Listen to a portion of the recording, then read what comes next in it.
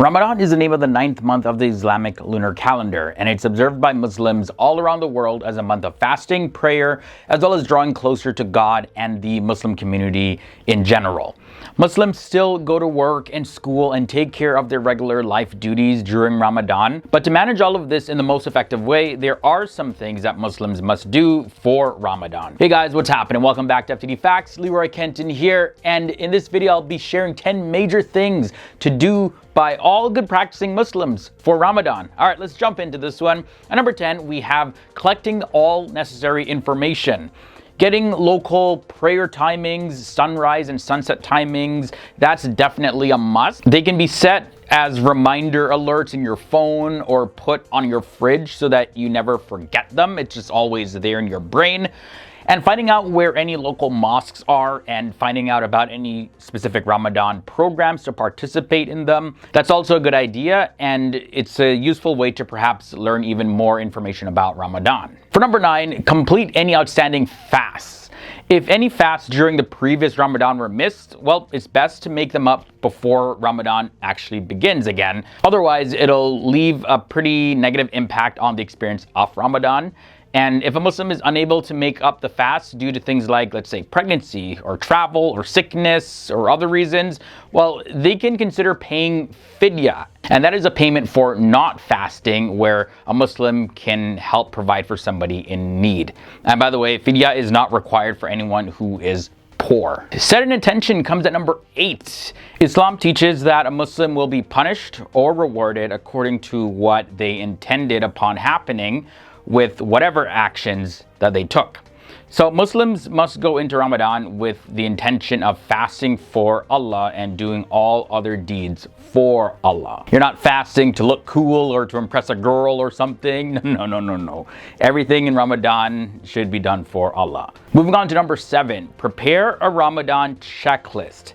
Having goals listed out in a checklist form will definitely help keep things on track. So daily checklists can be used for what needs to be done on a day-to-day basis, and a monthly checklist can include goals to be completed by the end of Ramadan. So yeah, that's definitely a good way to keep things on track for Muslims. Now, next up is cleaning your house.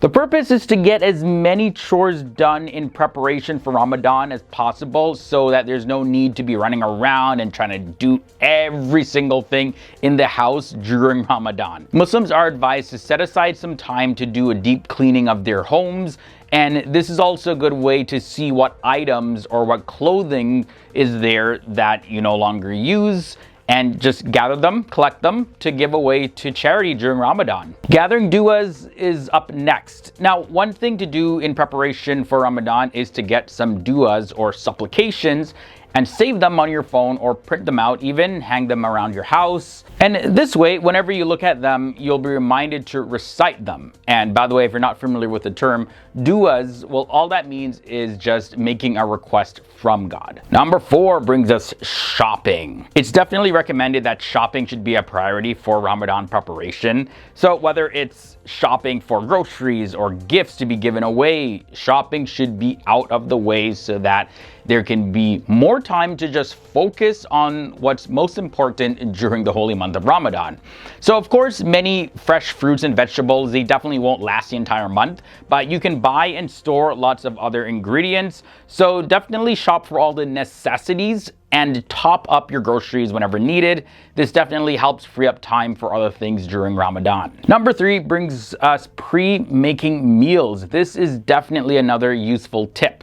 Sometimes Muslims find themselves spending too much time in the kitchen during Ramadan, especially the ladies. Oftentimes they literally just live in the kitchen. And sometimes it can't really be avoided, especially when there's a big family to feed, and especially when you're all by yourself feeding that big family.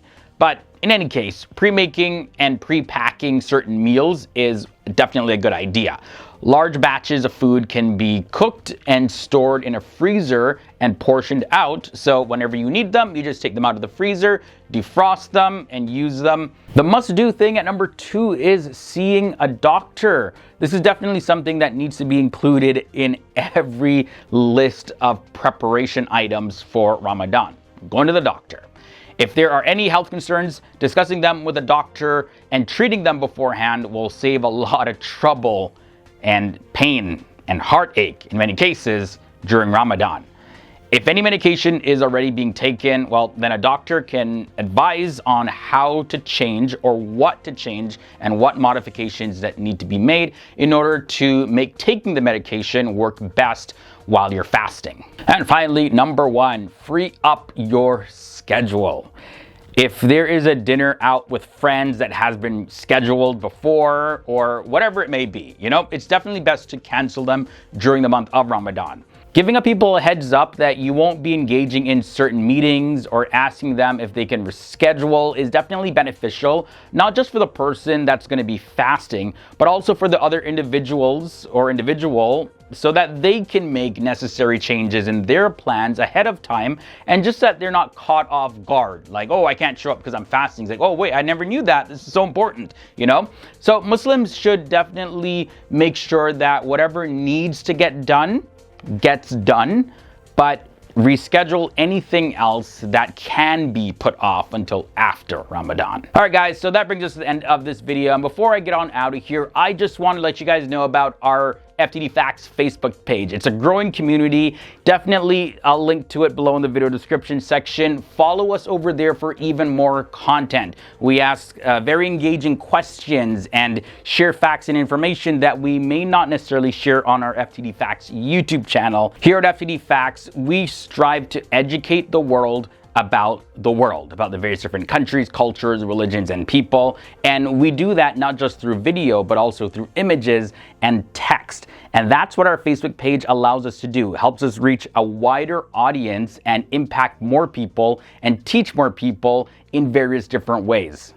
So if you want more content from FTD Facts, you want to learn more about the different countries, cultures, religions, and people of our world, as well as engage in some active discussions. So if you are on Facebook already and following us, thanks for supporting. If you're not, consider joining us on Facebook, opening up a Facebook account, sharing our content with your friends and family, just so that they can learn along with you guys. Again, I'll link to that below in the video description section, and I'll see you over there as well.